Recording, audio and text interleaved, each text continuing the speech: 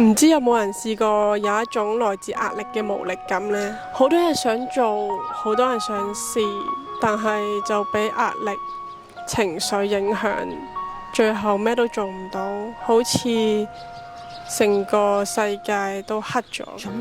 喺呢個時候，其實你最需要嘅就係了解自己點解會有呢種感覺。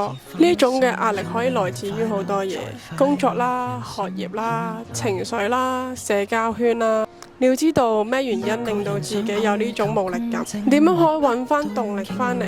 其實好簡單，你最需要嘅其實係放鬆同休息，做一啲自己中意做嘅嘢，例如睇書啊、畫畫啊、聽歌啊、睇戲，甚至去一個短期嘅旅行，每一日咩都唔使做，去放鬆下，其實已經可以解決到。過一段時間翻嚟，你就會覺得呢種無力感已經消失咗，你有翻動力做到自己想做嘅嘢，唔好逼自己做得好好，因為其實你已經好叻㗎啦。